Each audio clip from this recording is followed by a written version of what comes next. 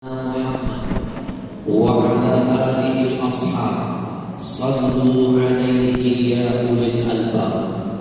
Allahumma salli wa sallim wa barik wa karim wa azim ala sayyidina Muhammadin wa ala alihi wa ashabihi ajma'in, amma ba'du. Fa ya ibadallah, usikum wa iyaya bittaqwallah, faqad fazal muttaqun, wa man yattaqillah yaj'al lahu makhraja wa yarzuqhu min haitsu la yahtasib. Hadirin sidang Jumat yang insyaallah diberkahi Allah Subhanahu wa taala. Dalam kesempatan khutbah Jumat yang singkat ini, izinkan khatib mengangkat tema yang saya ambil dari judul buku yang saya tulis selama 3 tahun setengah. Judulnya dalam bahasa Arab, Al-Jannatu fi Baitika. Ada surga di rumahmu. Pertanyaannya, siapa surga kita di rumah? Jawabannya ayah ibu kita. Lebih dekat lagi ada di mana? Di bawah telapak kaki ibu kita. Tapi terkadang kita sibuk mencari surga yang jauh, lupa dengan surga yang dekat. Hadirin sidang Jumat yang dimuliakan Allah, berawal dari ketika saya safari dakwah keliling Indonesia, dari Sabang sampai Merauke, saya berani menyimpulkan Indonesia saat ini sedang dilanda krisis anak soleh. Indonesia banyak kacang lupa dengan kulitnya. Banyak anak-anak jadi majikan bagi orang tuanya. Pendek kata, banyak anak durhaka dengan ayah ibunya. Berawal ketika kami berdakwah di kota Jambi. Dari Jambi saya naik mobil 6 jam ke sebuah kabupaten kecil bernama Muara Tebu. Sesampainya saya di sana, saya meneteskan air mata ketika mendengar ada kejadian seorang anak remaja mengunci ibunya di kandang kambing. Dia tidur di tempat yang bagus, ibunya dibiarkan tidur di kandang kambing. Saya menangis dan menulis dalam catatan saya, pantas Indonesia ini banyak betul musibahnya. Jawabannya sudah ada kacang lupa dengan kulitnya. Kejadian kedua ketika saya tausiah di Brebes. Sesampainya kami di sana, kami menemukan sebuah cerita.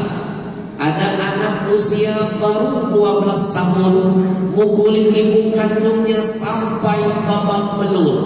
Hanya karena perkara sepele, ibunya terlambat menghantarkan makanan untuknya. Tidak hanya sampai di situ, dia ambil gantungan baju, dia pukul-pukul ibunya, sobek bibir ibunya. Saya kembali menangis dan menulis dalam buku saya, pantas Indonesia banyak betul malapetakannya. Jawabannya sudah ada anak jadi majikan bagi ayah ibunya. Kejadian yang ketiga lebih memalukan dan memilukan. Kami temukan di Pulau Jawa. Ada seorang ibu yang sudah tua, janda, wanita salehah, tapi masih semangat bekerja. Ia rela jadi kuli sawah, ia rela jadi buruh tani. Panas terik matahari menyengat ia tahankan demi mencari nafkah yang halal untuk anak-anaknya. Tapi sayang 1000 sayang, tidak ada seorang anak anaknya pun yang mau membantu jihad ibunya. Ketika sang ibu tengah bertani, tiba-tiba masuk salah seorang anak laki-lakinya, membawa parang di tangannya, memaksa meminta uang 500.000 dari sang ibu. Ibunya nggak punya uang, dia kejar ibunya pakai parang. Berlari sang ibu, menangis ketakutan, berlari ingin menyelamatkan dirinya, lalu terjatuh ibunya di tengah sawah. Apa yang terjadi? Dia tebas leher ibunya, terpisah kepala dengan lehernya hanya gara-gara uang senilai 500.000 saja. Saya makin mantap menulis dalam buku saya, Pantas Indonesia ini. Ada tsunami-nya, ada banjirnya, ada gempa buminya, ada angin puting beliung, bahkan likuifaksi pernah terjadi di negeri ini. Mana mungkin ada asap kalau bukan karena api? Mana mungkin Allah kirim musibah bertubi-tubi, silih berganti, seperti tiada henti buat negeri ini kalau bukan karena dosa besar yang sudah terjadi. Dosa besar apa selain syirik kepada Allah yang lebih cepat mendatangkan murkanya Allah? Salah satunya dosa durhaka dengan orang tua. Bapak Ibu yang saya muliakan, sampai detik ini saya berani bersumpah demi Allah, saya belum pernah menemukan dalam Quran ada satu ayat yang menyebutkan bahwa ada anak setan tega menyembelih leher ibunya. Sampai detik ini saya belum pernah menemukan dalam hadis ada satu riwayat bahwa ada anak setan tega durhaka dengan orang tuanya. Sejahat-jahat anak setan, jangankan membunuh orang tuanya, durhaka saja tidak ada satupun riwayatnya. Tapi anak manusia, jangankan durhaka, membunuh pun ada. Itu sebabnya Indonesia banyak bencana, musibah dan malapetaka.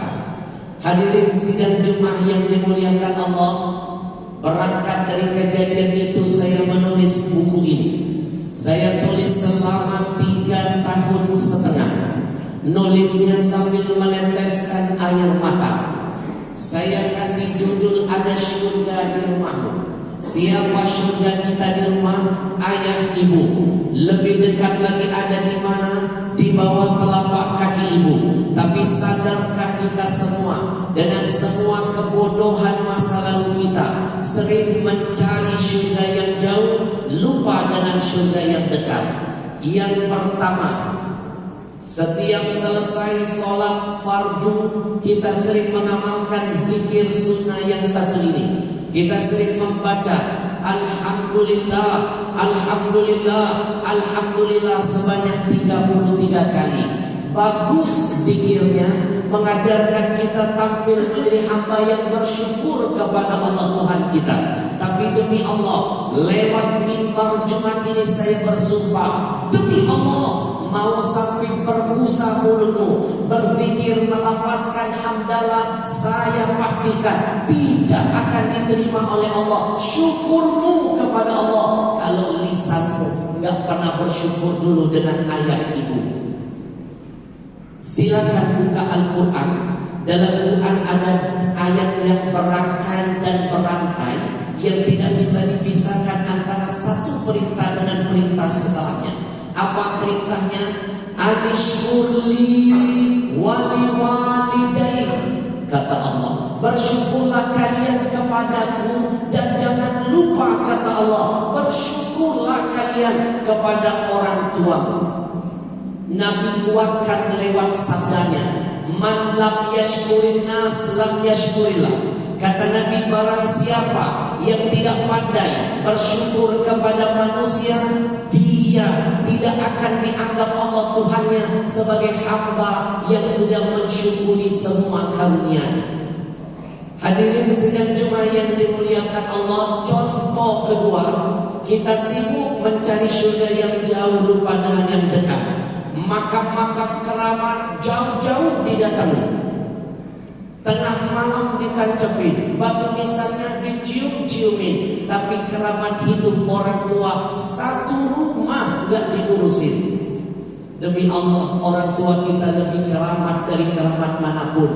Saking keramatnya, jangankan mendoakan kita, nyumpahin bisa jadi doa. Doanya makbul, sumpahnya manjur. Contoh ketiga, berapa banyak orang-orang di antara kita sibuk mencari surga yang jauh lupa dengan yang dekat. Kepada kiai, kepada habib, kepada ustaz, kepada ulama, mereka sering berkata, Habib, kiai, ustaz, doakan saya. Tapi kenapa kepada orang tua tidak pernah minta didoakan? Ingat, doaul walid li waladihi ka doain nabi li ummatihi. Doa orang tua untuk anak-anaknya kedahsyatannya bagaikan doa Nabi untuk umatnya. Berapa banyak orang-orang sibuk mencari surga yang jauh lupa dengan yang dekat. Kepada atasan dia bisa berkata, siap komandan, laksanakan 86. Buat atasan keluar kata 86. Kenapa buat orang tua sendiri terkadang keluar kata pembangkangan? Buat apa kita mulia di luar sana, tapi hina di mata orang tua kita sendiri? Lebih baik kita hina di luar sana, asal mulia di hadapan ayah ibu kita sendiri. Berapa banyak orang-orang di antara kita memanggil pasangan bisa romantis, tapi memanggil ayah ibunya selalu dengan nada-nada yang tinggi dan menyakitkan. Ingat, istrimu bisa jadi mantan, suamimu bisa jadi mantan. Untuk ayah ibumu tidak akan pernah menempel kalimat mantan. Seorang ayah bisa membahagiakan 10 orang anaknya, 10 anak belum tentu bisa membahagiakan seorang ayahnya. Seorang ibu berani mati melahirkan 10 putra putrinya, tapi 10 anak belum tentu siap mati demi seorang ibunya. Hadirin sidang Jumat yang dimuliakan Allah, lewat mimbar ini saya ingatkan diri saya dan semuanya. Anak yang durhaka dengan ayah ibunya, jangan pernah bermimpi bisa masuk ke dalam surga. Mencium bau surga diharamkan oleh Allah. Nabi sebutkan dalam sabdanya, Inna rihal jannatu jad'ala masira alfi amin. Ketahuilah, kata Nabi, surga itu punya bau. Baunya harum menyengat. Saking harumnya, jarak perjalanan menuju ke surga 1000 tahun ukuran akhirat, baunya akan tercium, kata Nabi. Tapi sayang, 1000 sayang, kata Nabi, ada 2 golongan manusia, jangankan masuk ke dalamnya, mencium baunya dari 1000 tahun perjalanan ke sana diharamkan oleh Allah. Anak-anak yang durhaka tidak akan masuk ke dalam surga, mencium baunya saja diharamkan. Anak-anak yang durhaka jangan mimpi bisa mendapatkan syafaat dari Rasulullah. Memandang wajah Nabi saja diharamkan Allah. Nabi sendiri yang membocorkannya. Ana bari'un mimman lam yu'addi haqqa walidayhi. Kata Nabi, saya Muhammad berlepas tangan kepada anak-anak yang tidak memberikan haknya kepada orang tuanya. Hak anak kepada orang tua berbakti. Kalau Nabi sampai bilang berlepas tangan, mimpi pada hari kiamat bisa mendapatkan syafaatnya, mimpi bisa melihatnya. Yang ketiga, anak-anak durhaka jangan pernah punya cita-cita bisa mendapatkan husnul khatimah. Nabi sebutkan dalam hadisnya, babani mu'ajjalani uqubatahuma fid dunya. Ada 2 dosa besar, kata Nabi. Dosa besar ini Allah segerakan azabnya di dunia bagi pelakunya sebelum matinya. 2 dosa besar itu ternyata salah satunya anak durhaka dengan ayah ibunya. Maka keluar dari tempat ini, bertobatlah kepada Allah. Tidak ada kebahagiaan dalam kedurhakaan, tidak ada keselamatan dan kemuliaan di balik kedurhakaan. Hanya dengan kebaktian akan mendatangkan keberkahan dan keselamatan. Mudah-mudahan anak cucu kita ditakdirkan Allah menjadi anak yang lebih baik dari kita. Hadirin sidang Jumat yang dimuliakan Allah, jangankan hartamu, nyawamu tidak akan bisa membayar jasa ayah ibu. Untuk menutup khutbah singkat ini, saya hadirkan sebuah cerita yang saya masukkan dalam buku saya. Ada salah seorang sahabat Nabi, namanya Abdullah bin Umar. Ketika musim haji dia memandang ke arah Ka'bah, lalu tiba-tiba dia menangis sejadi-jadinya karena terharu melihat seorang anak muda sedang menggendong wanita tua di atas lehernya. Wanita itu dibawa tawaf mengelilingi Ka'bah 7 kali putaran. Abdullah bin Umar terharu dan bertanya, "Nak, siapa wanita tua yang ada di lehermu itu, nak?" Anak muda tadi menangis sambil menjawab, "Imam, yang ada di leherku, dia adalah ibuku, Imam." "Hebat kamu, nak." "Apanya yang hebat, Imam?" "Aku dengar-dengar kata orang kamu gendong ibumu dari kota Yaman yang jauh sampai ke Mekah." "Betul, Imam." "Kakimu sampai berdarah-darah karena melewati padang pasir yang panas." "Iya, Imam." "Kulitmu sampai mengelupas karena terik matahari menyengat." "Imam, Imam, Imam, biarkan kakiku, biarkan kulitku, bahkan biarkan nyawaku, Imam, kalau jadi saksi di hadapan Allah Tuhanku betapa aku sangat cinta dengan ibuku, Imam. Imam, apakah dengan cara begini aku sudah bisa membayar jasa ibu kepadaku?"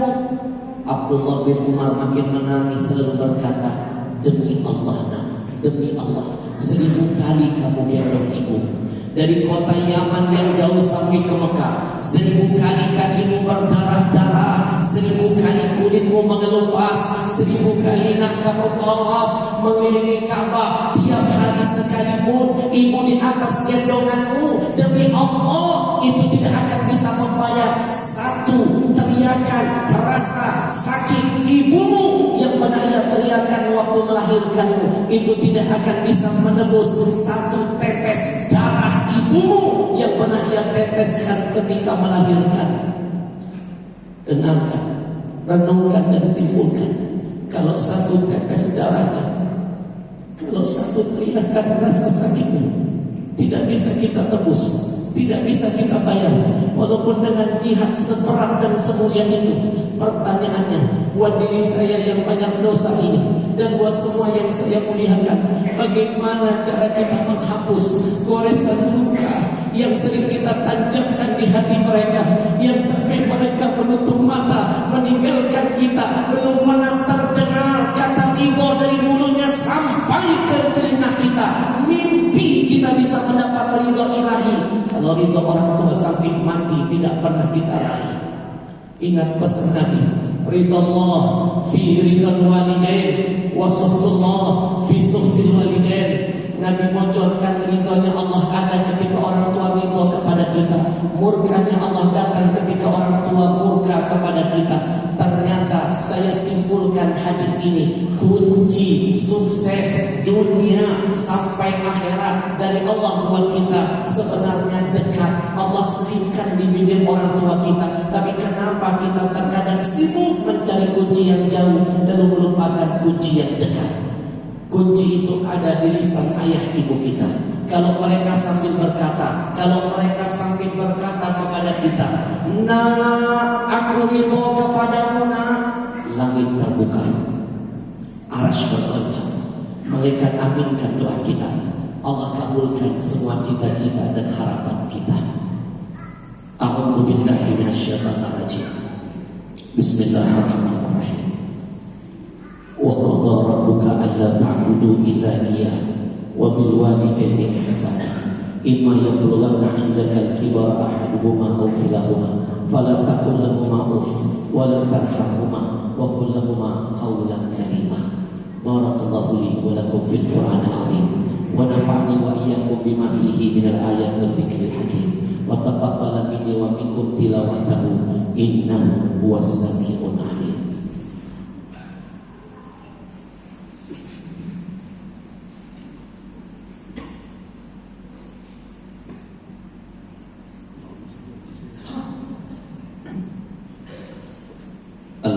Alhamdulillahi wa kafa. Wassalatu wassalamu ala sayyidina al-Mustafa. Asyhadu an la ilaha illallah wahdahu la syarika lah. Wa asyhadu anna sayyidina Muhammadan abduhu wa rasuluhu la nabiyya ba'dah. Allahumma salli wa sallim wa barik wa karim wa arfim ala sayyidina Muhammadin wa ala alihi wa ashabihi ajma'in, amma ba'du. Fa ya ibadallah, usikum wa iyaya bitaqwallah faqad fazal muttaqun. Wa'lamu anna Allah amarakum bi amrin bada'a bi nafsi wa thanna bi